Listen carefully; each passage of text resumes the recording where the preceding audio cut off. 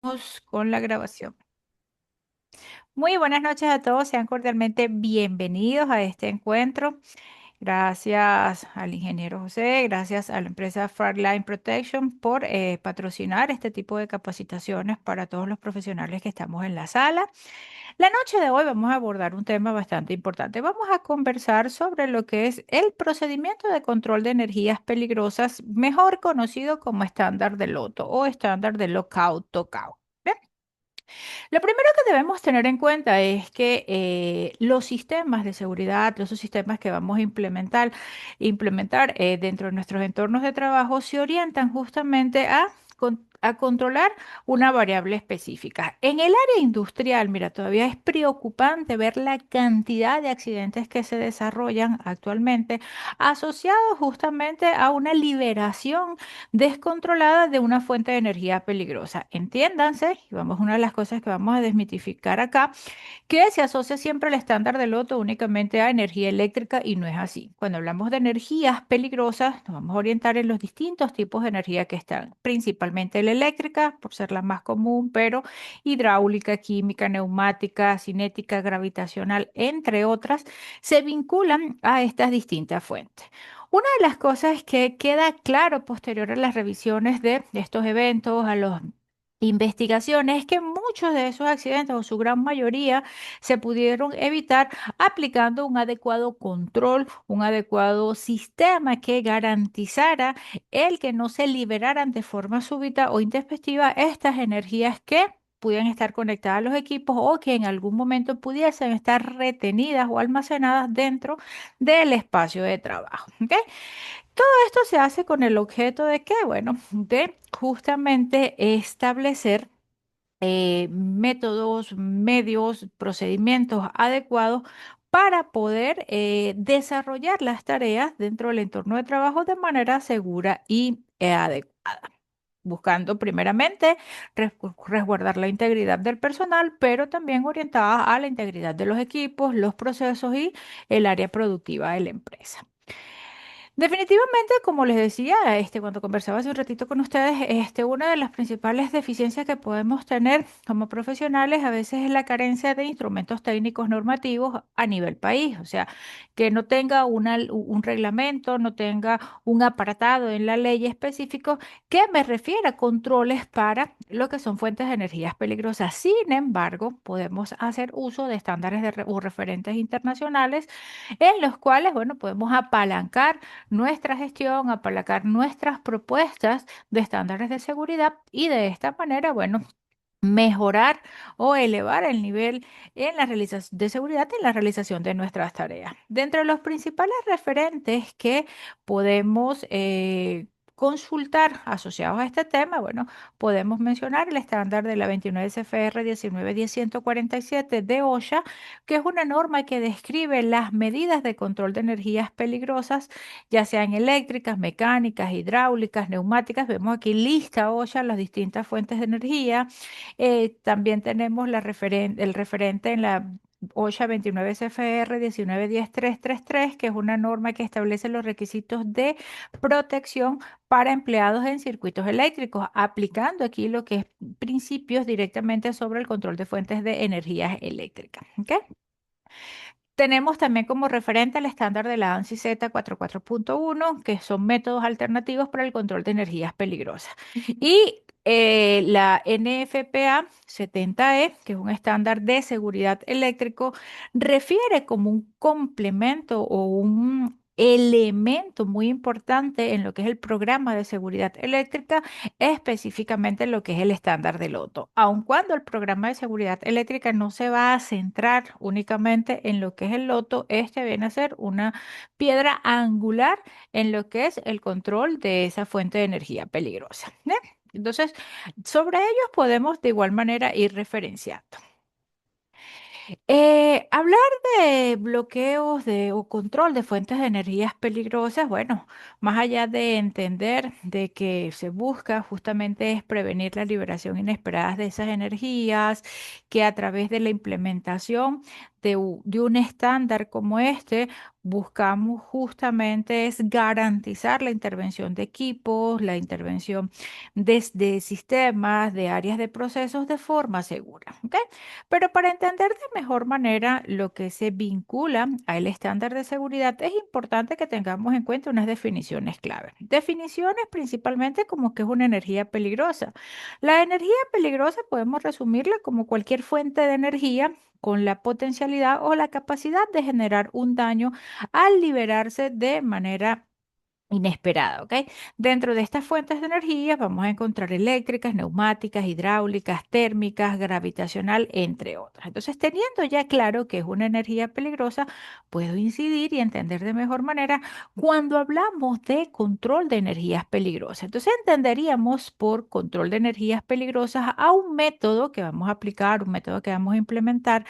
Principalmente, ¿qué debo entender de este método y qué respetar? ¿Qué debo hacerlo de forma sistemática? Y en esta palabrita,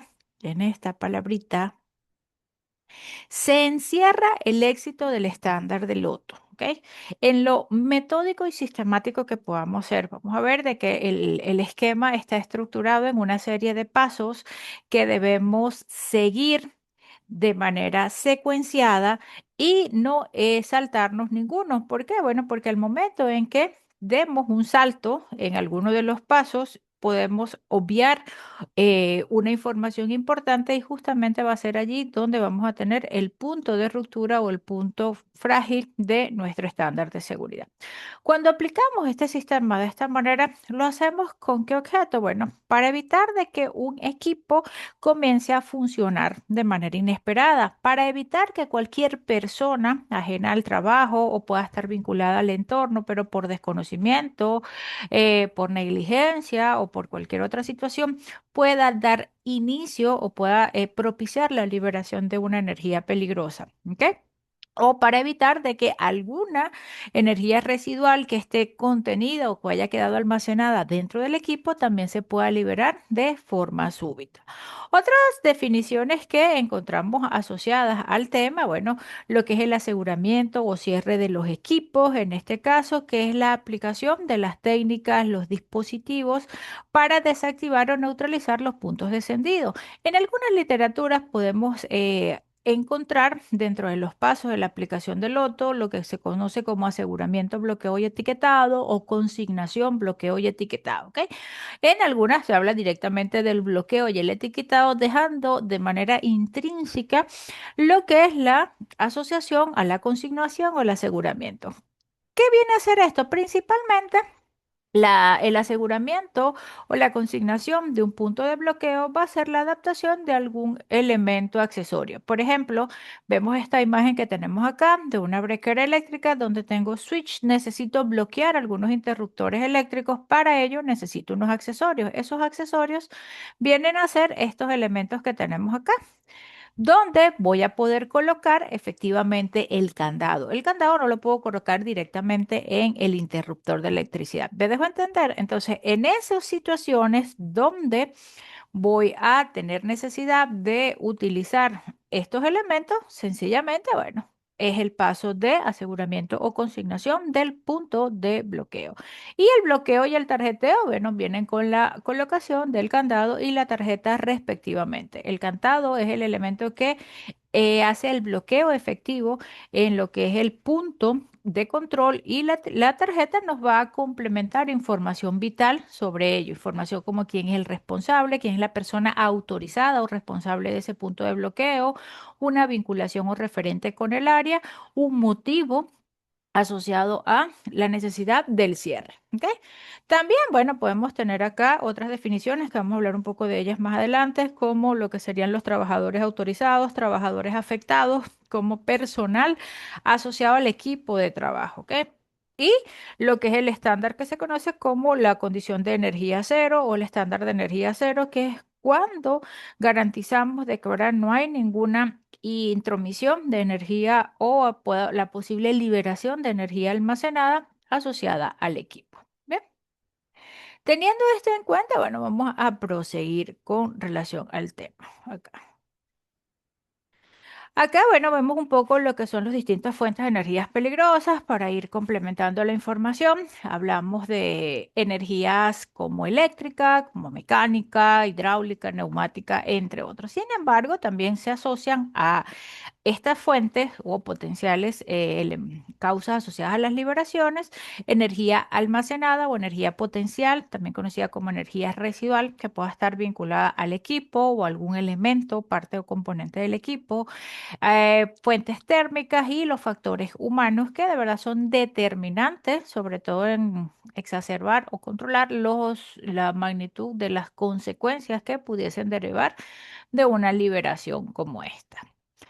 Cuando hablamos de energía eléctrica, y es una de las cosas que dio origen a que muchos asociaran de que el estándar de bloqueo y etiquetado fuese exclusivo para lo que era el trabajo eléctricos, es justamente porque es el tipo de energía más común. Mira, en la cotidianidad, en nuestro día a día, el tener contacto con energía eléctrica es casi que obligatorio, ¿ok?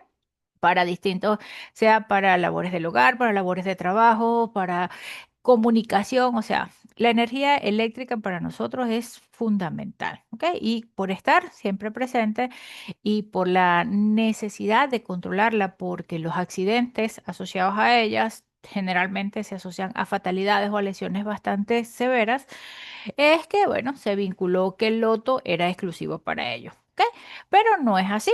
Cuando hablamos de energía eléctrica como una fuente de energía peligrosa, esta va a incluir a la energía eléctrica como tal, a la energía estática y a dispositivos que puedan almacenar, bancos de baterías, backup que puedan almacenar energía en sistemas o en equipos propiamente. ¿Ok? La energía mecánica, como otra fuente de energía, esta la vamos a asociar principalmente a movimiento mecánico, ¿ok? Componentes, elementos de los equipos como volantes, ruedas, poleas, aparatos de transmisión de energías que tengan, puedan movilizarse asociados al área donde vamos a trabajar o al equipo que se va a intervenir.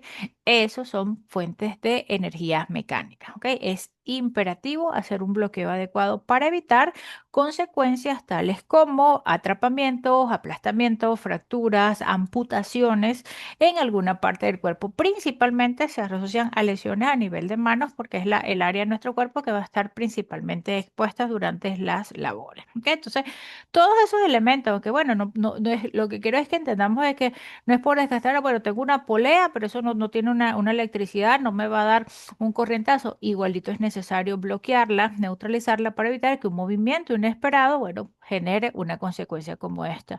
Elementos que puedan desprenderse por efecto de la gravedad, que pierdan sustentación, de igual manera deben asegurarse principalmente en componentes internos o puntos de acceso a los equipos. ¿Ok? La energía química se va a vincular a reacciones químicas que puedan darse de forma desfavorable, puedan propiciar reacciones exotérmicas, salpicaduras, producir gases, vapores, por reacciones químicas o por liberación de productos químicos que puedan estar asociados al sistema o asociados al equipo que se está trabajando. ¿Ok? Cuando vinculamos la energía neumática como fuente de energía peligrosa, bueno, esta nos lleva a entender de que cualquier área del equipo, cualquier parte o componente del sistema que esté presurizado, sea por gas o por aire, es un punto referente a energías neumáticas, que sea por conexiones, sea por almacenamiento como tal.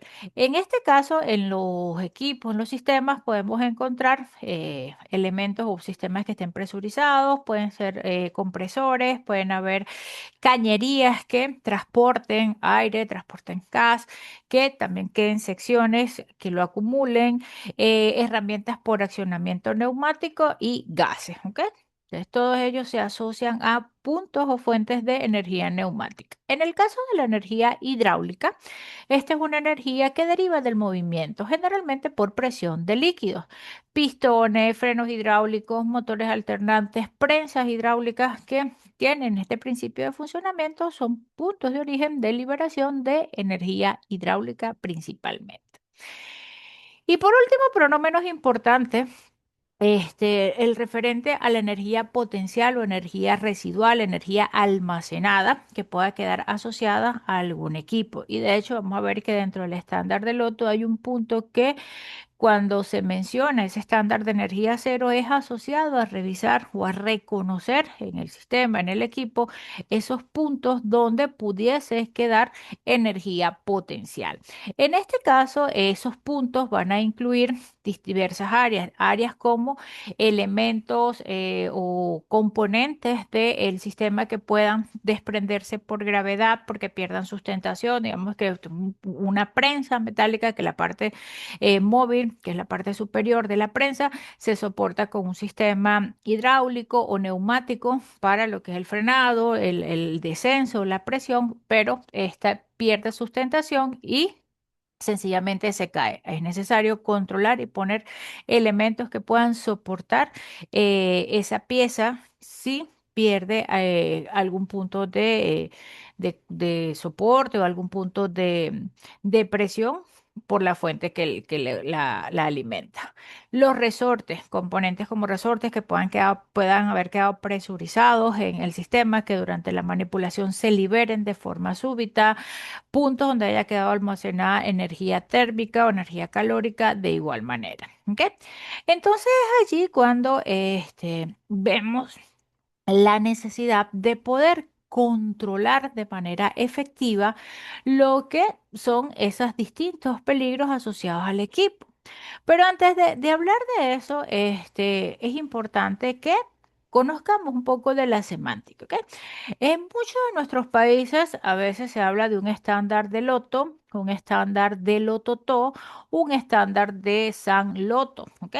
A veces escuchamos opiniones como que, bueno, el lototo es mejor que el loto porque es más completo, o en mi empresa lo que utilizo es el San Loto. Y aquí sí les voy a ceder el derecho de palabra un par de minutos. Me gustaría interactuar con ustedes y saber si alguno está familiarizado con estos estándares, con el Loto, con el Lototo o con el San Loto o Smart Loto también se conoce como estándar. ¿Alguien que guste participar brevemente?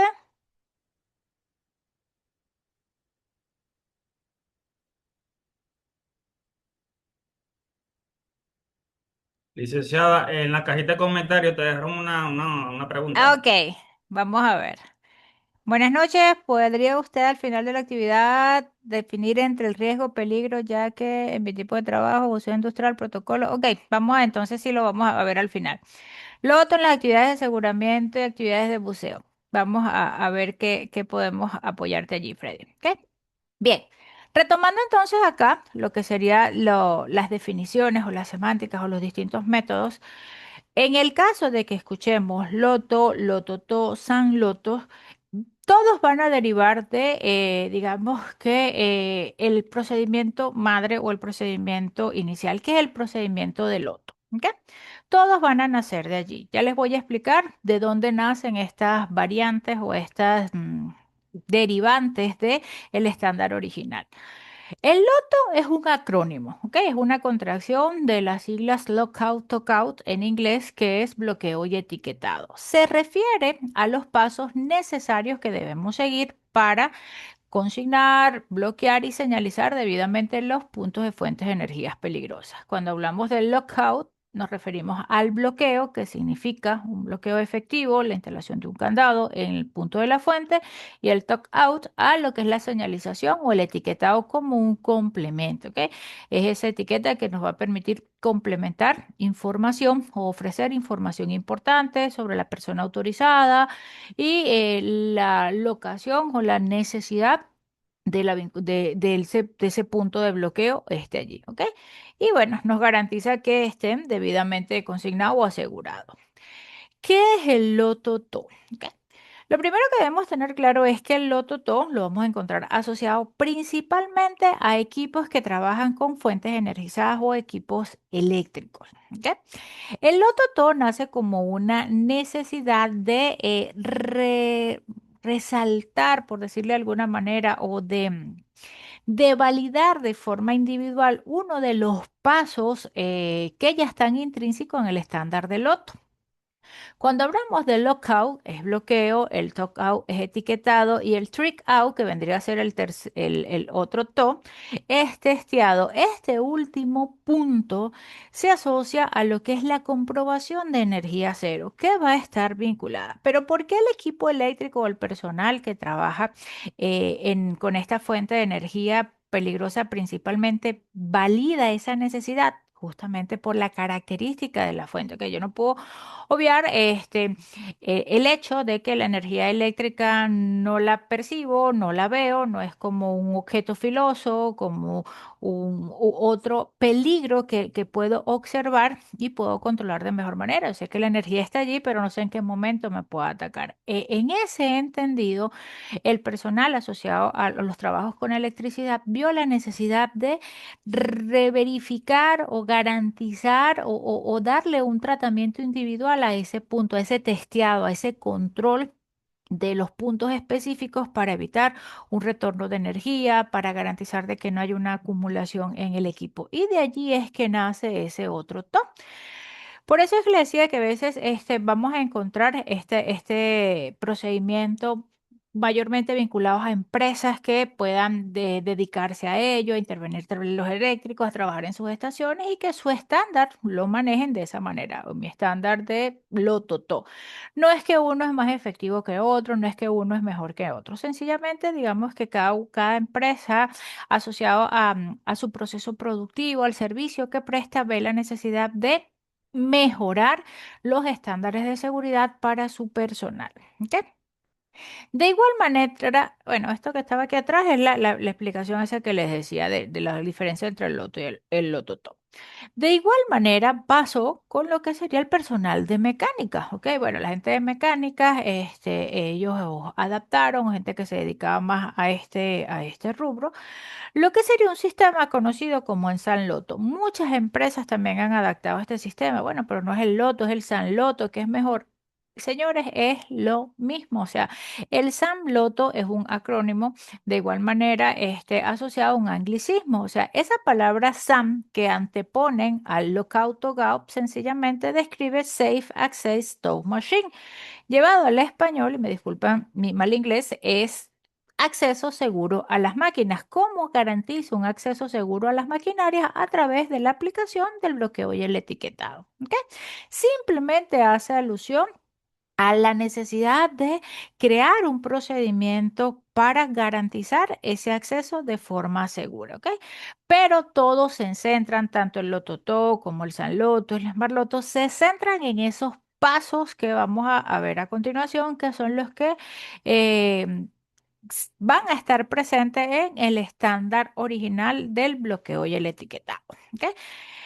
En conclusión, el bloqueo y el etiquetado, lo primero que debemos entender de él es que es un componente crítico para la seguridad de los empleados, para la productividad de la empresa. Primeramente, garantizamos evitar lesiones al personal, pero también aplicado de manera adecuada, repercute de forma positiva en lo que es la seguridad de los equipos, la seguridad de los sistemas, de los procesos productivos, porque al evitar un daño en las personas, un daño en el equipo, eso va a repercutir de manera significativa y adecuada en la producción de la empresa. ¿Ok?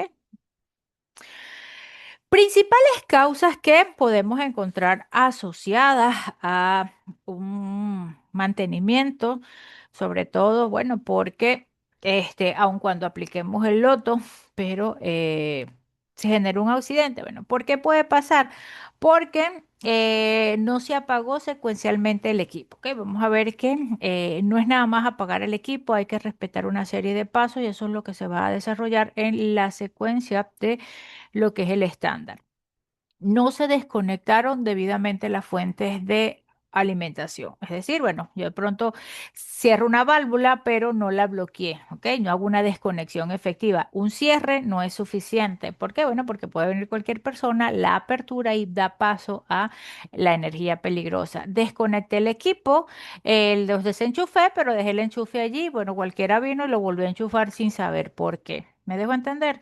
Puede haber liberación de energía residual porque no neutralicé, no purgué el equipo, no liberé o alivié en los puntos de presión y durante la manipulación o la intervención se libera.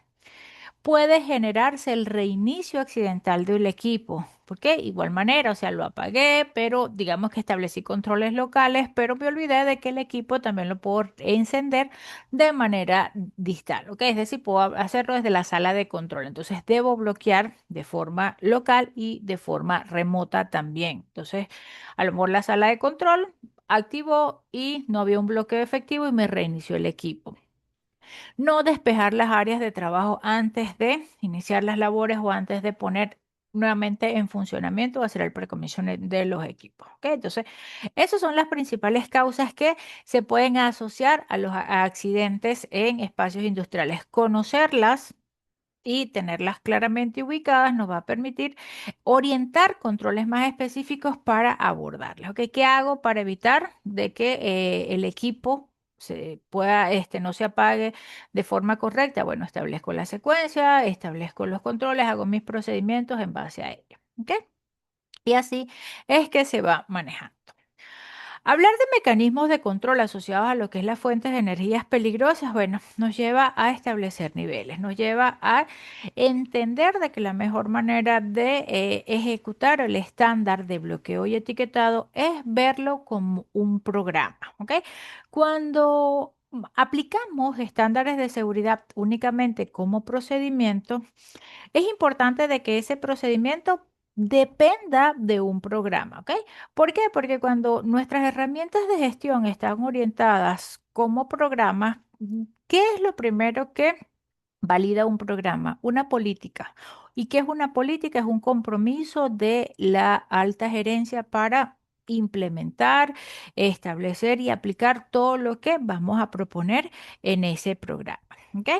En este caso, el estándar del loto como tal requiere una inversión económica considerable. ¿Por qué? Porque hay que adquirir equipos, hay que adquirir herramientas, elementos de consignación, candados, etiquetas, hay que invertir en lo que es capacitación de personal y entonces todo eso va a necesitar que la alta gerencia lo apruebe y que invierta en ello, ¿ok? Si no tenemos ese compromiso de parte de ellos y sencillamente lo queremos validar sencillamente como un procedimiento, señores, de verdad que en muchas oportunidades sencillamente va a quedar así. Puede ser un muy buen procedimiento, bien estructurado, bien soportado, pero si carece de esa vinculación y esa aprobación y el compromiso de la alta gerencia para su implementación, sencillamente va a quedar como un documento más, ¿ok? No va a ser de verdad una herramienta de gestión efectiva. Dentro del programa vamos a tener la necesidad de desarrollar procedimientos de control específicos y vamos a complementar lo que sería la cultura de seguridad asociada al control de fuentes de energías peligrosas a través de las 3 A del control de energías peligrosas. Y en este orden vamos a desarrollar lo que corresponde a nuestro tema. ¿Ok? Cuando hablamos de un programa de bloqueo y etiquetado, ¿a qué nos referimos? El programa de bloqueo y etiquetado no va a ser más que un documento general donde vas a tener una política, vamos a establecer procedimientos específicos y esto es importantísimo y clave para el control de fuentes de energías peligrosas. Vamos a establecer los niveles para los empleados que van a estar involucrados, los trabajadores autorizados, los trabajadores afectados y otros trabajadores que puedan estar en el entorno. ¿Ok? Vamos a tener necesidad de cumplir con los requisitos como los dispositivos adecuados para ellos, elementos de consignación, elementos accesorios, candados, etiquetas y establecer un seguimiento adecuado para garantizar de que nuestro programa, nuestra herramienta de gestión va orientada sobre los objetivos previstos y que se cumplen o que definitivamente está vinculada a ese proceso de mejora continua con el que debemos alinear todas nuestras herramientas de gestión, ¿ok? Y eso vamos a hacerlo a través de las revisiones y auditorías que va a ser objeto el programa. ¿Qué razones podemos tener en cuenta para lo que es la utilización del estándar de loto? Bueno, primeramente nos va a permitir proteger a los empleados, ¿ok? Nos va a llevar o nos va a orientar a establecer o a diseñar procedimientos específicos y ya vamos a tener, porque olvídense de que vamos a tener un programa de loto genérica, pero yo tengo un programa, y mi programa me va a abordar todas las unidades operacionales de la empresa, ¿no? Yo puedo tener premisas generales, pero cuando hablo de procedimientos para la aplicación del bloqueo y el etiquetado, esos procedimientos obligatoriamente van a ser específicos por unidades y por equipos, ¿ok? Va a establecer buenas prácticas de seguridad, va a obligar a un análisis de riesgo de las actividades, va a permitir la adopción de medidas de prevención y control y nos va a mantener encaminado en lo que es la mejora del rendimiento y la productividad asociada a la empresa. ¿Por qué? Bueno, porque si aplicamos correctamente el estándar, sencillamente vamos a evitar lesiones en personas, en equipos, paralizar la producción y todo eso se vincula a rendimiento y productividad. ¿Ok? Punto clave del programa de bloqueo y etiquetado, el diseño de los procedimientos. ¿Ok? Y aquí vamos a ser bien específicos. Los procedimientos de bloqueo y etiquetado, en el entendido de que un procedimiento es un documento donde se va a desglosar o hacer referencia a la forma de proceder en una determinada tarea, debe estar estructurado o debe contener por lo mínimo estos 9 ítems que vemos acá, ¿ok? Como mínimo. No es que son únicamente ellos. Si yo considero de que hay información adicional que debo complementar, pero debo cumplir por lo menos con estos 9 ítems. ¿Qué debe contener un procedimiento de bloqueo y etiquetado? Primeramente, el alcance, ¿ok? Y es aquí donde empezamos a entender por qué estos procedimientos empiezan a hacerse específicos. Digamos que yo estoy trabajando en una empresa, una empresa de operaciones que tiene distintas áreas o distintas líneas de proceso, ¿ok?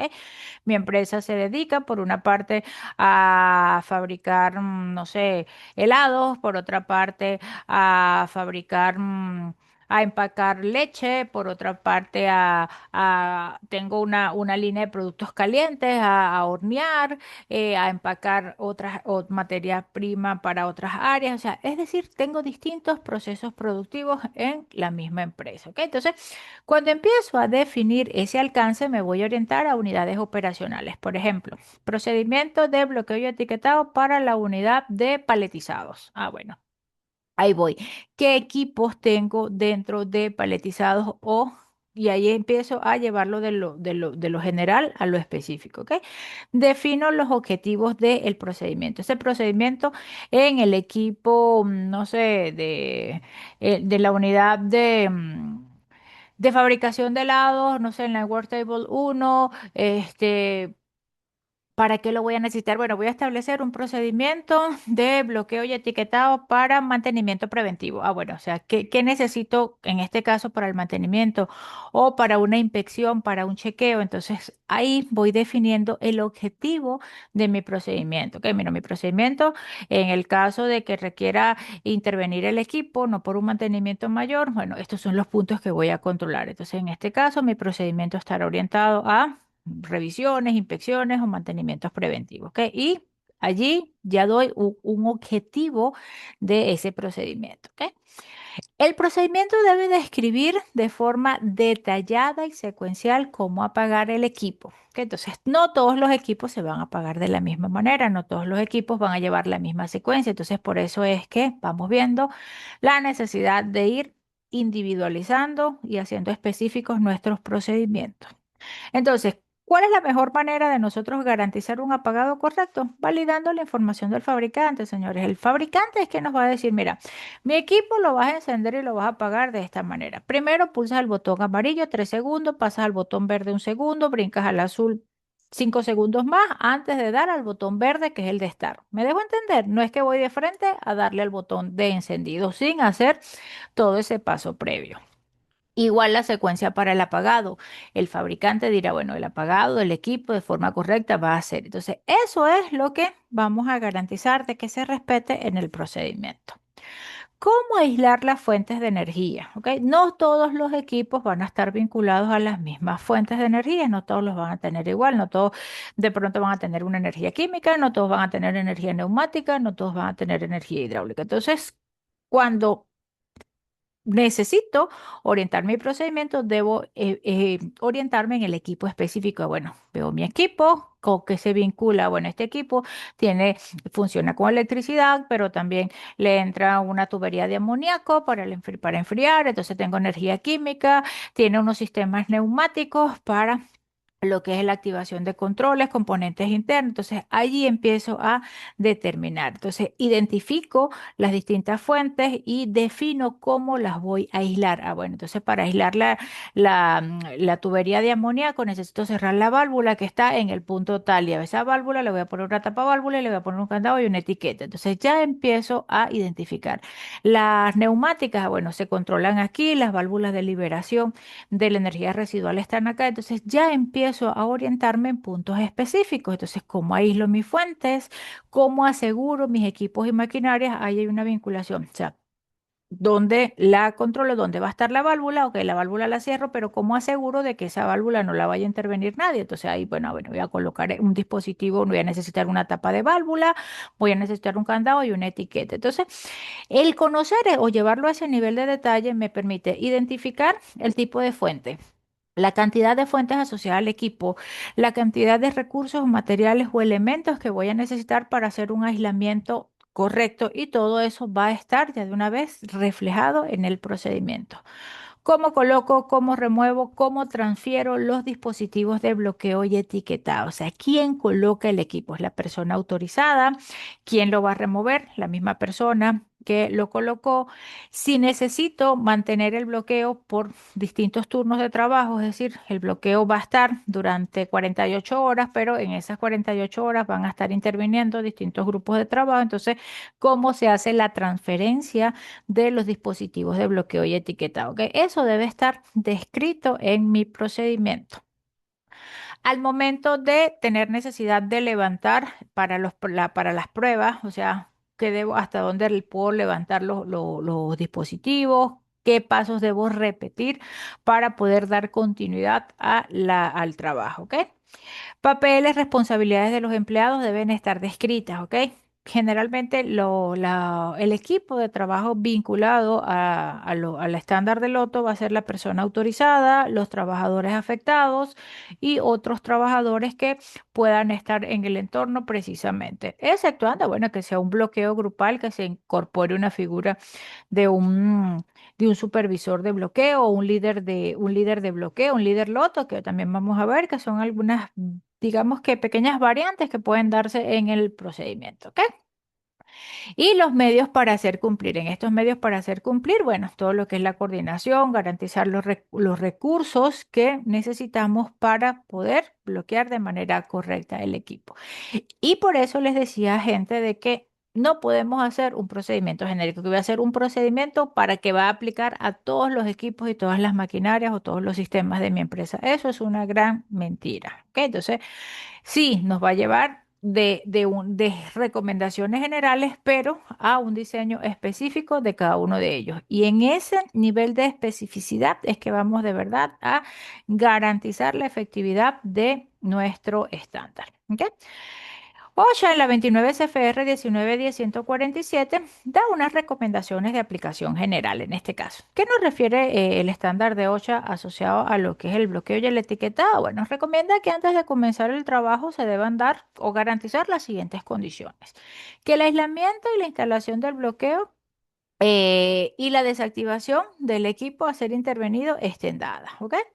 Que el dispositivo de bloqueo esté bajo el control exclusivo de un empleado autorizado. Y es de aquí donde nace ese control del candado para una sola persona. O sea, que no es transferible, que no se puede prestar, que no se puede dar. O sea, un candado de loto es asignado a una sola persona, esa es una persona autorizada y el que coloca ese candado es responsable de retirarlo. Que eso es una de las premisas básicas de garantía de control sobre el estándar de seguridad.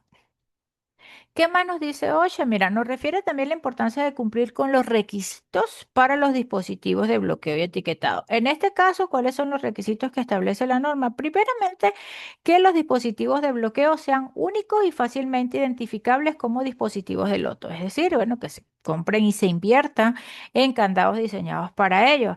En este caso, las principales características de los candados de loto es, bueno, la identificación, ya hay una familiaridad en el reconocimiento de que ese candado está asociado a un estándar de bloqueo y etiquetado, ¿ok? No es que vamos a ir a la ferretería, comprar cualquier candado y le colocamos etiquetas. O sea, por eso les decía que es importante que cuando vamos a implementar este tipo de propuestas, se manejen bajo el esquema de programas para que haya ese compromiso y esa inversión de dinero, porque va a requerir inversión de dinero, ¿ok? Sean lo suficientemente fuertes para impedir la remoción fácil. Es decir, que si los voy a remover, bueno, tengo necesariamente que aplicar fuerza, sea que los tenga que impactar, que los tenga que golpear con un punzón, con un martillo, utilizar una cizalla. O sea, no es que agarre el candado, le dé un tirón y él se zafó, porque perdemos la efectividad del bloqueo, ¿ok? Él o abre con su llave o tengo que forzarlo para poder removerlo. Así de sencillo. OSHA también dice de que, bueno, en el caso de las etiquetas, estas deben ser lo suficientemente fuertes para impedir remoción involuntaria. Es decir, que, bueno, las etiquetas no deben ser hechas de papeles, de cartulinas, o sea, y en el caso de que tengamos necesidad de hacerlas o imprimirlas, bueno, se deben reforzar. Principalmente se deben enmicar o se deben plastificar. Deben ser elementos que ofrezcan resistencia y que no se caigan de forma tan fácil. Que no es que voy a poner un papelito nada más ahí colocado con una cinta adhesiva y esa es mi etiqueta, no. Puedo hacerla impresa, pero la plastifico, la revisto o la enmico y bueno, le coloco un anillo o un punto de refuerzo para colocarlo efectivamente. La norma habla de que ellas deben ser de fácil colocación, deben ser sujetas a manos, pero deben ofrecer una resistencia a la ruptura por lo menos de 22 kilos, ¿ok? O 50 libras aproximadamente. Es decir, que ofrezcan resistencia y de igual manera resistencia a condiciones climáticas adversas. No es que voy a colocar una etiqueta, la intemperie, la humedad, la lluvia y se perdió toda la información.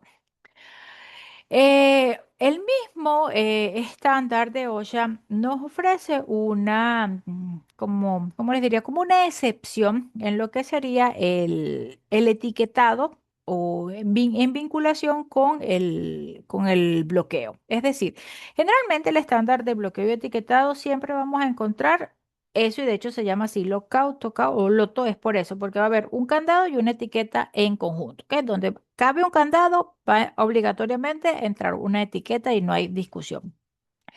Sin embargo, es aquí donde la norma ofrece esta salvedad, que en todos los años de experiencia que he visto nunca he tenido la necesidad de usarla. Y habla sobre la necesidad de hacer un etiquetado únicamente. O sea, mira, que bajo ningún concepto se pueda colocar un candado. En ese caso, donde no te pueda colocar un elemento de consignación, un accesorio, algo que me garantice ese bloqueo efectivo, en el procedimiento que voy a hacer, voy a obviar la colocación del candado, pero voy a aplicar únicamente lo que sería la tarjeta, ¿ok? Y en este punto es donde la mismo estándar de la norma ANSI, la Z4, esa es la 244.1 ofrece métodos alternativos, nos dice que, bueno, se permiten solo cuando el loto tradicional no es viable, ¿ok? Es decir, que, mira, no puedo colocar el candado y en este caso, bueno, debo aplicar algunos otros métodos. Dentro de esos métodos alternativos pueden haber enclavamientos, pueden haber bloqueos completos, controles redundantes, monitoreo continuo. Me dejo entender, entonces de pronto en ese punto donde no puedo colocar un candado, bueno, tendré que mejorar la seguridad colocando una persona que esté monitorando continuamente para evitar de que alguien ajeno o por desconocimiento pueda inferir en ese punto de control. Pero como les decía hace un ratito, en mi experiencia, gente, yo nunca he visto la aplicación digamos, excepción en la norma en OSHA, ¿ok? Que diga, bueno, tengo que aplicar solamente la tarjeta porque no puedo colocar un candado. Generalmente siempre o sea, hemos ubicado la manera. Si no puedo colocarlo directamente en la fuente, se hace a través de algún elemento de consignación o algún elemento accesorio. Pero es importante saberlo por si se nos presenta en nuestra cotidianidad, bueno, esa necesidad y que alguien diga, no, que no se puede. Bueno, si la norma sí me da una excepción y en este caso me dice que no coloque el candado, pero coloque la etiqueta, continúe todos los pasos subsiguientes del estándar y aplique métodos alternativos o la observación directa, alguien que esté resguardando ese punto. ¿Ok? Entonces, por si tienen la necesidad, sepan de que sí hay maneras de hacerlo. En recuento, el estándar de la 29 CFR 1910, bueno, nos lleva a garantizar que se evite la liberación de la energía almacenada, en este caso, chequeo sobre válvulas, resortes, capacitadores u otros medios donde pueda quedar esta retenida. Verificar el estado cero de energía, es decir, asegurarte que bajo los medios necesarios, sea purga, drenaje, se bypassó, se cegó la línea, se liberó toda la energía y no va a haber posibilidad de que haya un reingreso o un retorno.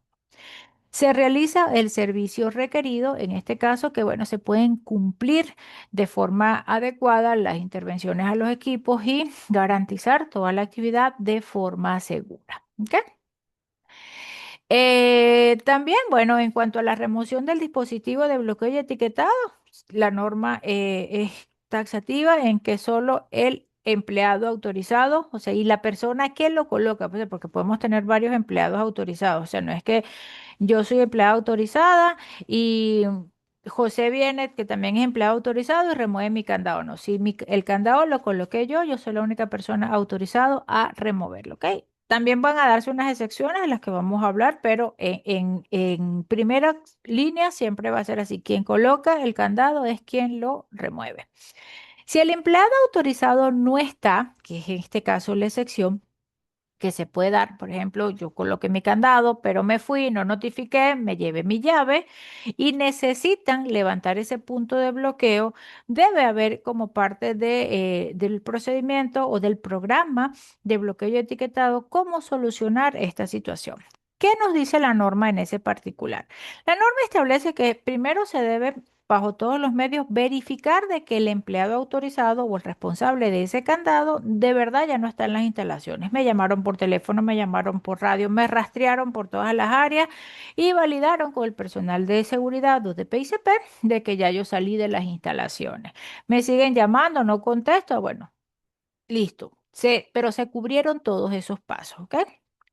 Se debe hacer todo lo posible con comunicarse con esa persona. De ser negativa la comunicación, entonces se debe tener previsto en este caso cómo vamos a intervenir ese candado. En este caso, con mi experiencia y con empresas que he trabajado, se manejan dos condiciones, ¿ok? Hay empresas que manejan un juego de llaves maestras para lo que serían, o juego de llaves alternativo para lo que es los candados, pero eso también tiene sus cuidados. Esas llaves no es que están al acceso de cualquier persona.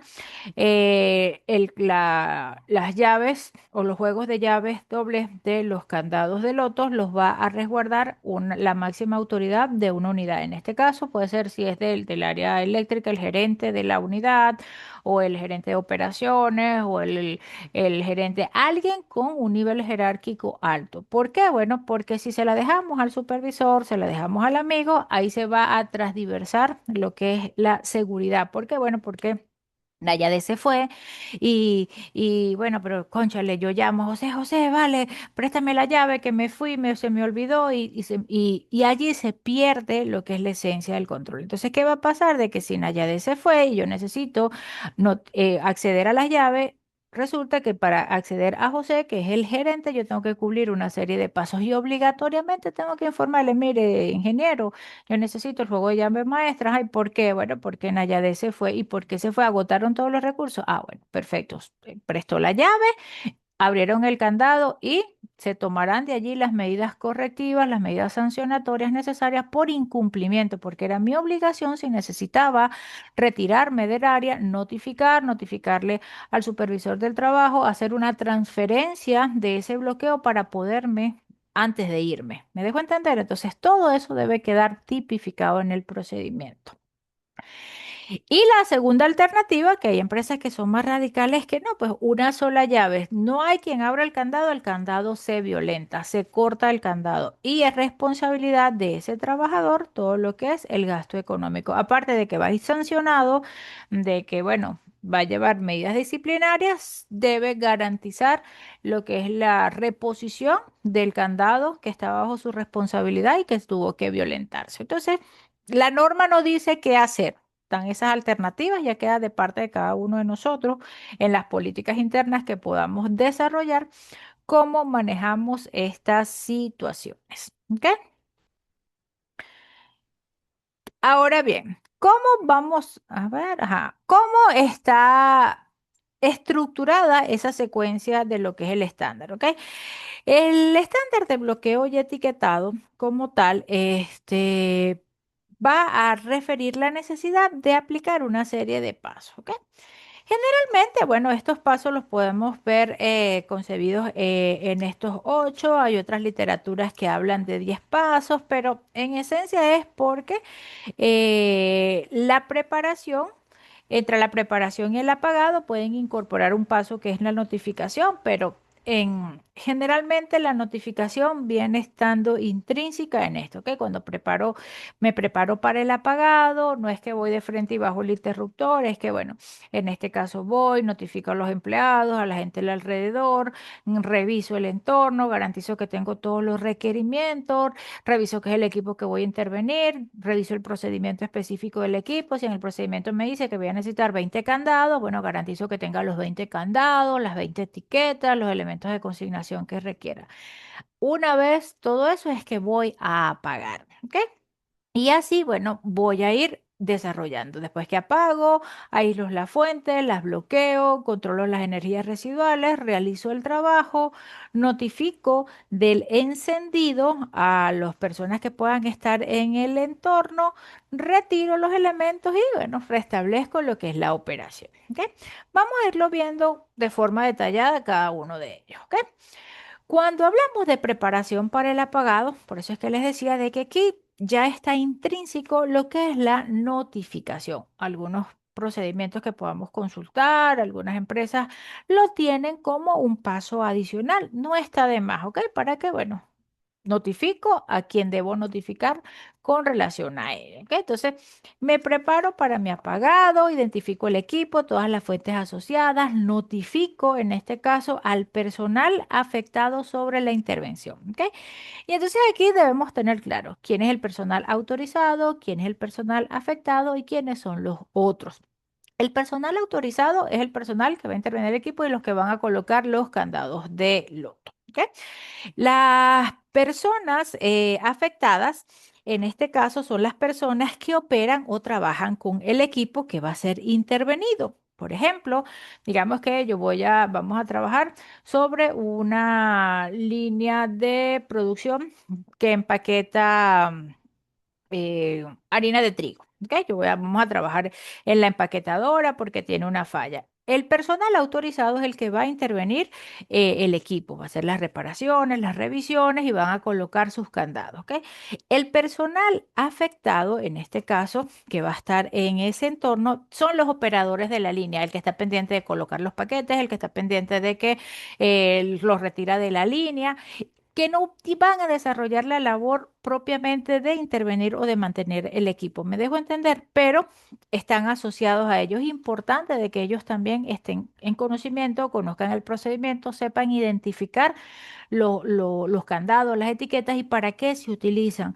Para evitar justamente de intervenir su línea porque es su área de operación, su área de trabajo. Y en el caso de los otros, personas por lo menos de otras líneas, de otros equipos, de otros procesos productivos e incluso personal de mantenimiento, el que anda barriendo, anda con su palita, recogiendo la basura en los alrededores, es importante que conozca y reconozca y sepa para qué se utiliza el loto, ¿ok? Aunque sea para entender de que si está un candado de una etiqueta no puede o no debe manipular porque eso está controlando una fuente de energía peligrosa. Con esa información es suficiente. Entonces, eso es importante y lo vamos a ver en las exigencias de los niveles de capacitación, pero notificarle a los que vayan a tener vinculación con el área de trabajar. Identificar los procedimientos de apagado. ¿Dónde va a estar el procedimiento o la secuencia de apagado? En el procedimiento específico del equipo a intervenir. Las fuentes de energía asociadas al equipo también van a estar allí. La cantidad de dispositivos que voy a requerir van a estar allí y los tipos que van a ser, bueno, voy a necesitar tapas válvulas, voy a necesitar pinzas multipuertos, voy a necesitar una guaya para otro tipo de válvula, X, ¿ok? Ya tengo todo orientado. ¿Por qué? Bueno, porque mi procedimiento específico ya me lo tiene definido de esa manera. Una vez que reviso que todo está listo, que cuento con todo lo que necesito, que la gente está informada, es que voy a proceder al apagado. Ahora sí vamos a apagar el equipo. Ese es el paso número 2. En este apagado, ¿qué hago? Sencillamente respeto la secuencia de apagado que me da. Detener el equipo utilizando controles normales, ¿ok? O sea, ¿cuál es la secuencia? Así el equipo tenga una parada de emergencia, un botón de apagado de emergencia, ese no va a ser mi botón de apagado. Como su nombre lo indica, eso es para emergencias. Debo garantizar de que este apagado se dé bajo los controles normales del equipo. Apagarlo, no alterar la secuencia de apagado y aquí, como les decía, la mejor manera es orientarnos sobre lo que dice el fabricante. Aquí, bueno, una vez que está apagado, voy a mi paso número 3. Bueno, ya apagué el equipo, ahora voy a intervenir los distintos puntos de energía. Voy a aislar la fuente. Bueno, agarro y si tiene un enchufe, lo desenchufo. Cierro las válvulas, bloqueo, coloco barreras que tenga que poner, saco disyuntores, o sea, todo lo que tenga que hacer, ¿ok? Después que ya voy aislando las fuentes, voy a garantizar de que no puedan ser reactivadas, ¿ok? Y es ahí donde esos pasos se van a ir dando uno detrás del otro. O sea, apago mi equipo, me voy, identifico mi punto de bloqueo, mi válvula, cierro la válvula, pero debo garantizar. ¿Cómo voy a garantizar? A través del bloqueo y etiquetado. Entonces, eso nos lleva ya al paso número 4. Una vez de que mi válvula está cerrada, que está en posición de cierre, voy a garantizar de que no pueda aperturarse. Si necesito un elemento de consignación o un elemento accesorio, lo coloco. O si no, si tengo el punto de instalación directa del candado, pongo mi candado y pongo mi etiqueta. ¿Ok? En este punto, entender de que lo que verdaderamente va a garantizar que no vuelva a encenderse, no vuelva a reconectarse o aperturarse esa fuente de energía, va a ser el bloqueo efectivo. ¿Ok? Entonces, en el caso por lo menos de los enchufes, no es nada más desenchufar el equipo y dejo el enchufe así, no. A esa punta del enchufe se le coloca un elemento accesorio y allí se coloca el candado y la etiqueta, ¿ok? Como por lo menos en este caso. Este es el ejemplo que les decía ahorita. Yo si desconecto el cable y lo dejo así sin ninguna protección, cualquiera persona puede, entonces, no hay un bloqueo efectivo. Entonces el bloqueo efectivo se da cuando coloco la punta del enchufe del equipo dentro del elemento accesorio correspondiente y ahí coloco mi candado y mi etiqueta. Siempre debo garantizar de que los equipos que vaya a utilizar o los elementos que vaya a utilizar para este paso cumplan con los requisitos de la norma, que sean durables, que estén estandarizados en forma, color, que sean lo suficientemente resistentes para las condiciones del trabajo o las condiciones de intemperie de ser el caso, tanto los candados como las etiquetas, como los elementos accesorios que pueda necesitar. ¿Ok? Todos ellos deben garantizar la adecuada resistencia y durabilidad. En el caso de las etiquetas, bueno, garantizar de que las etiquetas sean legibles y comprensibles para todo el personal, que contenga instrucciones de no operar y no energizar el equipo, o sea, que tenga claramente instrucciones de advertencia, no opere, no manipule, no toque. Generalmente las etiquetas tienden a ser de un solo uso, por lo que es la colocación debe ser escrita con tinta indeleble, debe evitar de que se borre con facilidad y se pueda perder la información. De cierre automático, es decir, que coloquen fácilmente y cierren directamente con el candado, que no se liberen con facilidad y que, bueno, principalmente puedan aplicarse a mano y no requieran de ningún equipamiento o algo que complique su instalación. Un empleado autorizado tiene la responsabilidad general en el caso de los bloqueos grupales, ¿ok? Cuando tenemos necesidad de intervenir el equipo con un determinado grupo de trabajo o lo que se conoce como un bloqueo grupal, va a ser el mismo procedimiento, ¿ok? La única variante que vamos a tener acá, digamos que va a ser como que la responsabilidad, una responsabilidad adicional que sería el líder del bloqueo o el supervisor de bloqueo, como lo podamos definir, o coordinador. X, ¿ok? En este caso, el loto grupal es un procedimiento igual de control de energías peligrosas que se utiliza cuando más de una persona necesita participar en el equipo, ¿ok? En este caso, lo que se busca es que cada trabajador involucrado tenga un control efectivo sobre el equipo. Esto se puede hacer a través del uso de pinzas multipuerto, como esta que vemos acá. Se hace un bloqueo en el punto principal del equipo y todos los involucrados garantizan ese punto de bloqueo. Es decir, de que para poder activar ese punto de encendido, todos los que están involucrados en la tarea deben ser notificados. ¿Ok?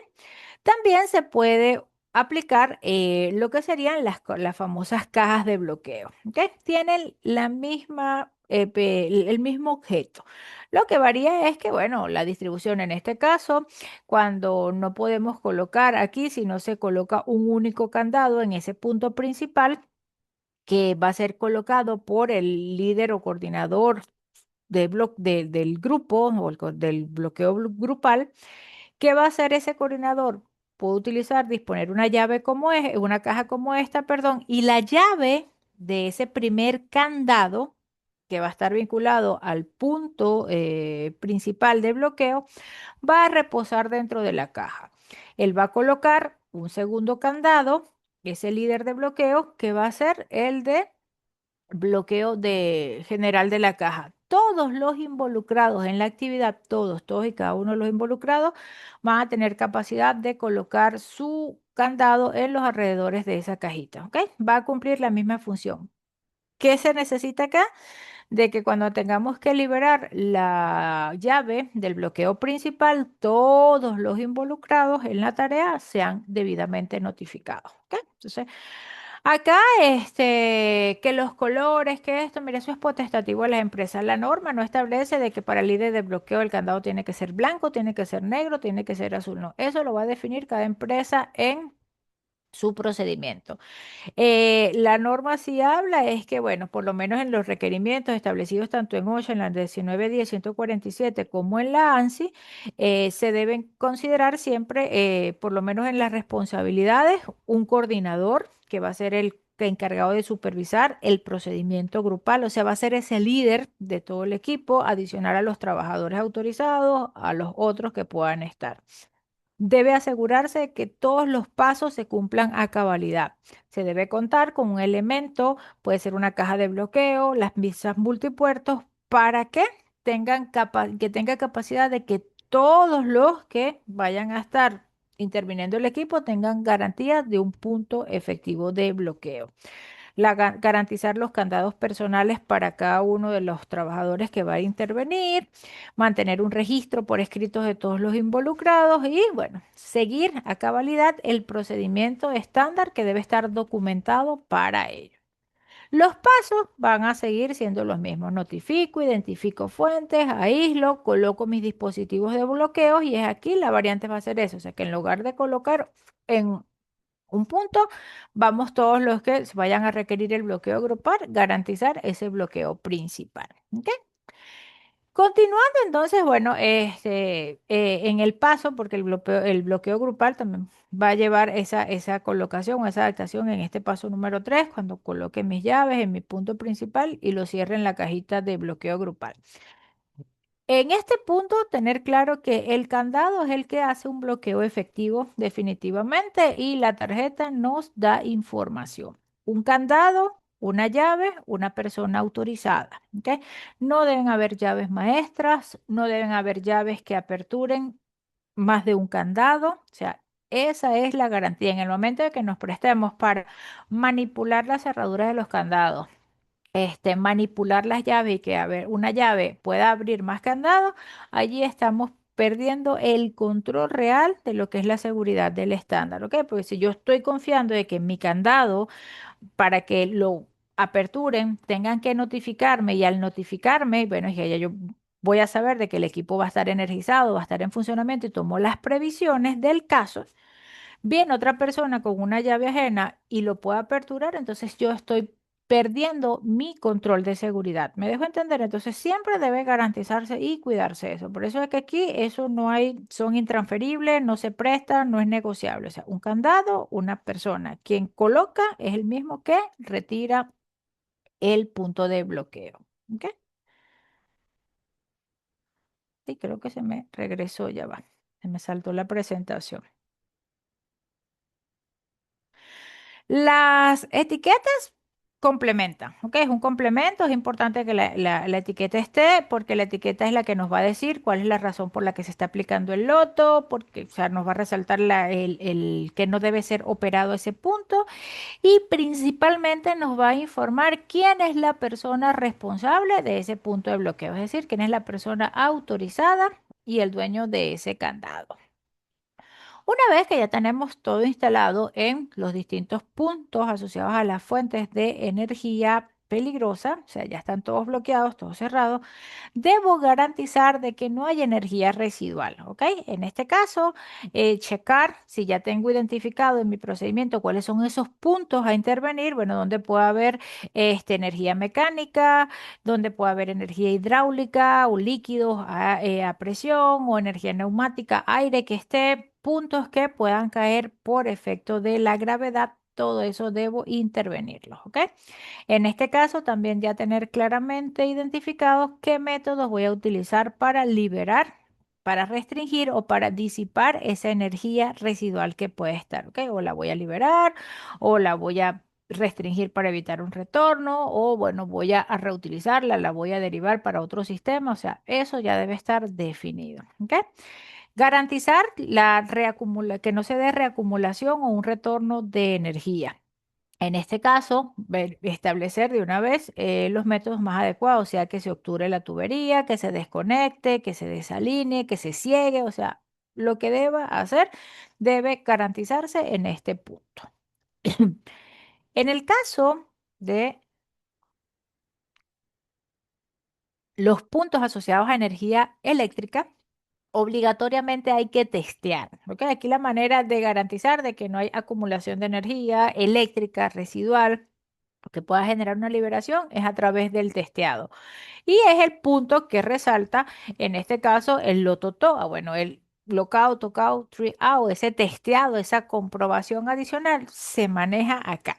Cosa que no aplica por lo menos en el caso de un punto de bloqueo de una válvula o de energía neumática. Bueno, yo cerré mi válvula, liberé la energía. Al liberar la presión acumulada. No necesito testear. Por eso es que esa adaptación la vemos como que principalmente vinculada a lo que sería la energía eléctrica. Allí sí, o sea, hay que testear, hay que comprobar y hay que hacerlo con el equipamiento adecuado. ¿Ok?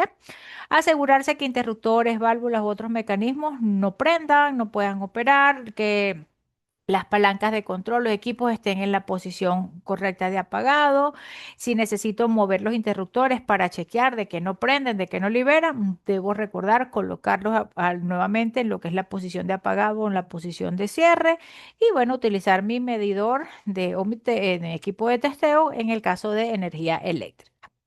¿Dónde puede quedar energía almacenada o en qué puntos se pueden vincular? En baterías, sistemas de almacenamiento, backup de los equipos, en resortes, en condensadores, en volantes, en poleas, en partes que puedan caer por gravedad, sistemas hidráulicos de elevación, líneas presurizadas por gas, por aire, por aguas, por fluidos, entre otros. ¿Ok?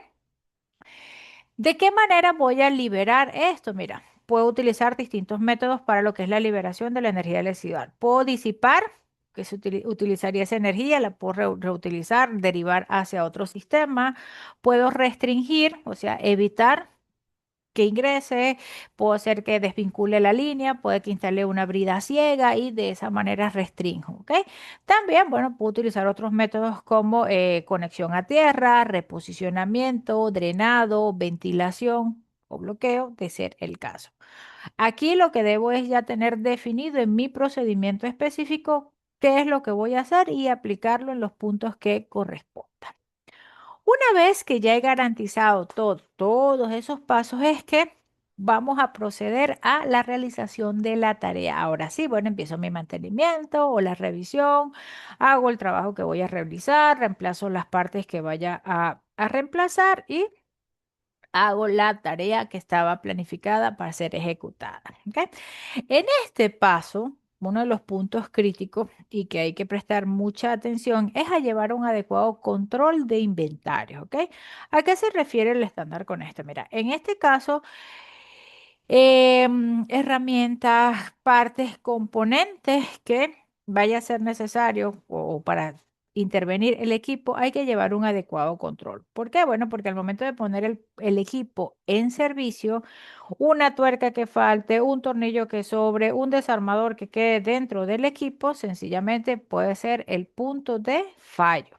Entonces, aquí es vital llevar ese control. De hecho, yo este punto, y me disculpan la comparación, siempre lo comparo con una cirugía, ¿ok? Cuando una persona, un paciente está en un quirófano, está el cirujano principal, están los auxiliares, el anestesiólogo y del equipo de circular de quirófano, de las enfermeras, los instrumentistas, hay una persona responsable de todo ese equipo de ir llevando un control de los equipos que se utilizan, los instrumentos, las compresas, las gasas, los apósitos. Es decir, que si ese paciente en ese quirófano se prepararon, habían 60 compresas, entonces deben estar las 60 compresas. No importa que 40 estén sucias y 20 estén limpias. ¿Para qué? Para que al momento de cerrar esa persona que está siendo intervenida, se hace toda esta revisión, se cuenta para garantizar de que no está quedando ningún elemento o un cuerpo extraño dentro de ese paciente, ¿ok? Y evitar complicaciones postquirúrgicas. Lo mismo pasa acá. Deben estar chequeando constantemente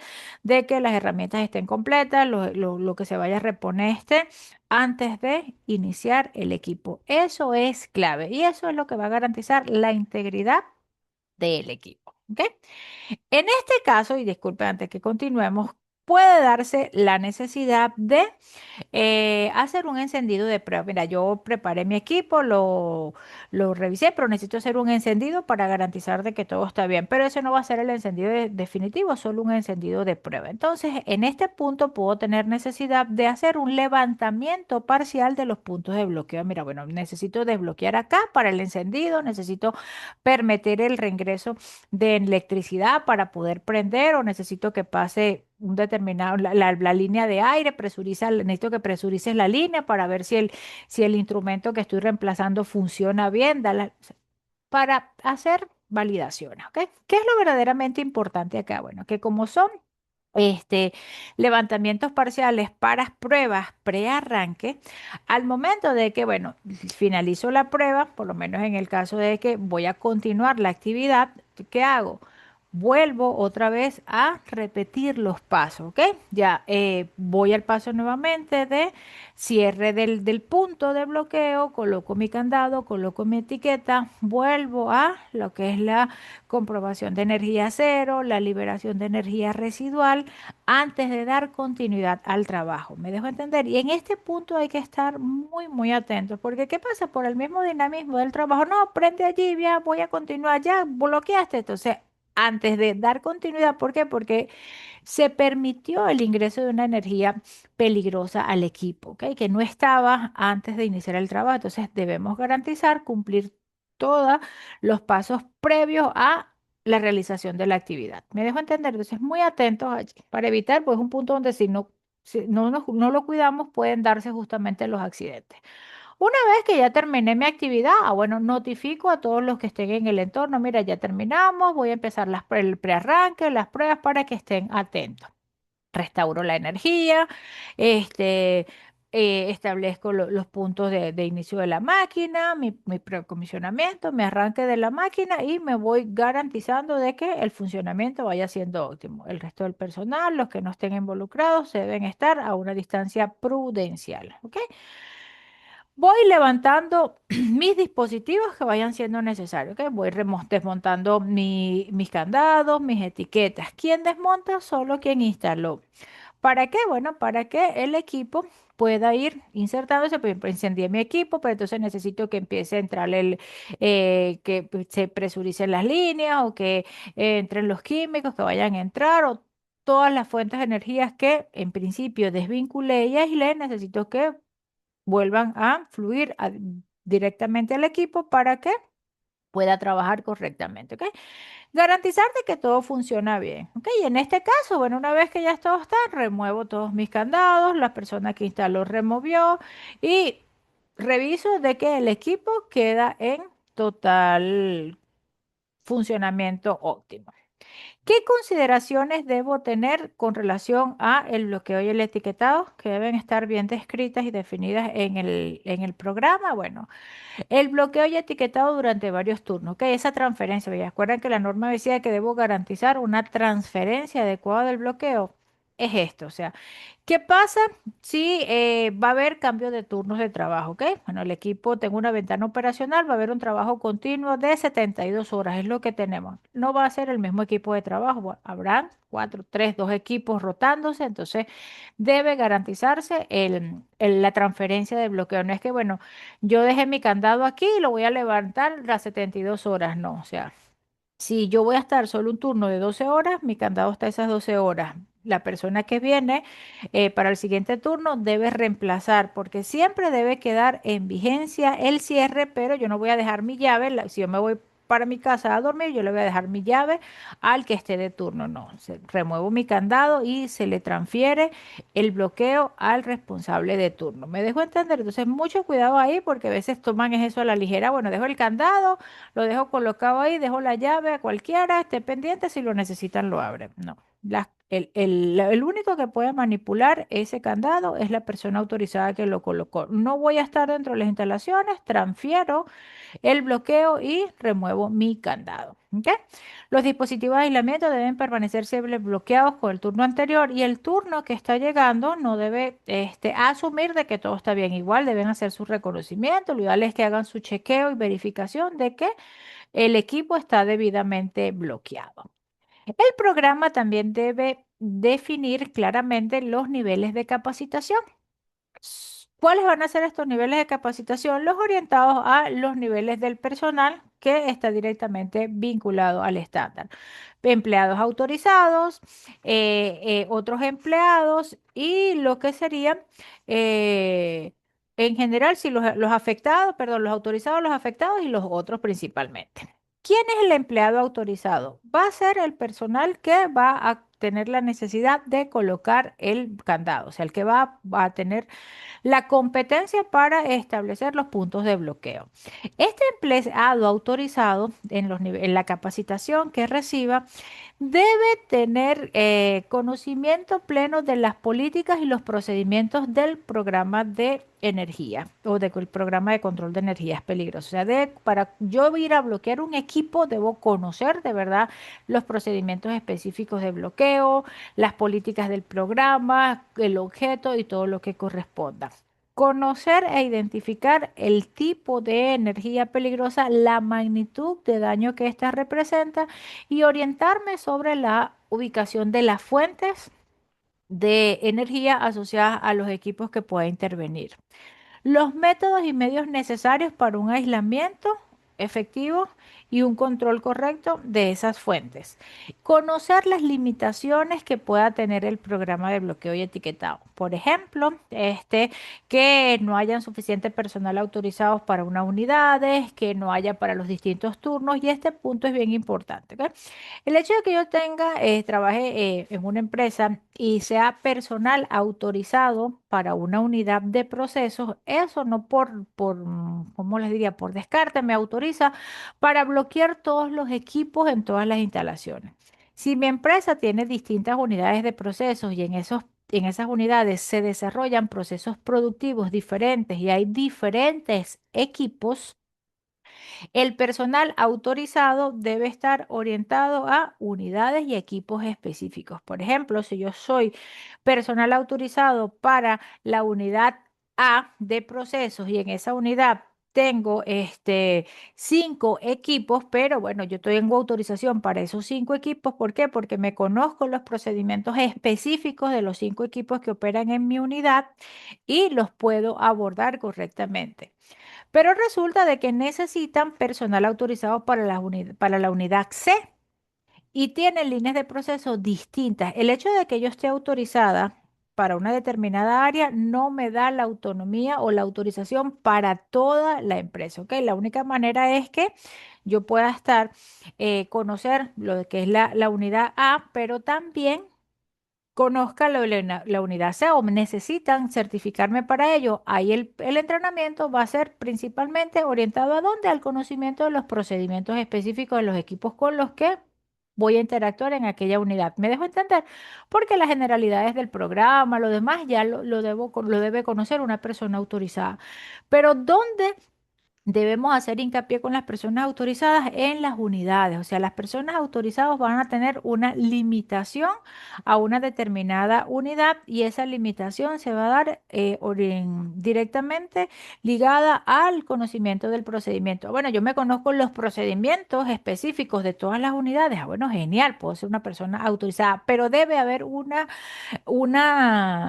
garantía de que es así. Debe haber entrenamientos, deben haber registros donde, bueno, Nayade pasó por el entrenamiento para la unidad A, para la unidad B, para la unidad C y hasta la unidad Z. Pero no es que nada más tengo registro de ella en la unidad A y está interviniendo la unidad C, la unidad D y todas las demás unidades, ¿ok? Porque a la hora de un accidente, cuando se haga la investigación y se determine de que esa persona autorizada o quien intervino ese equipo no contaba con los entrenamientos específicos, bueno, allí empieza la cadena de sucesos asociados a las responsabilidades, ¿ok? Entonces, hay detalles que cuidar y ahí se presta mucho para mala interpretación. Eso, bueno, yo soy una persona autorizada, yo estoy autorizada para todo, sí, yo puedo colocarlo siempre y cuando conozca las especificidades de cada una de las áreas.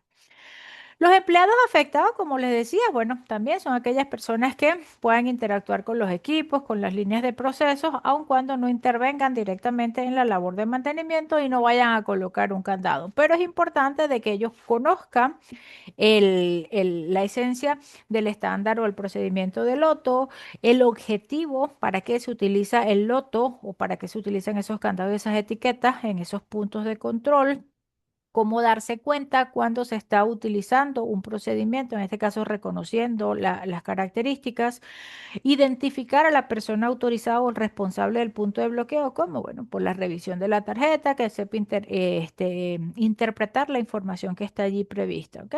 Y estar en conocimiento de que se prohíbe reiniciar el equipo o el punto que esté bloqueado o etiquetado. Así de sencillo. Los otros también deberían manejar ese mismo nivel de conocimiento, reconocimiento, el saber el para qué sirven los dispositivos de loto y cuál es el objeto del procedimiento.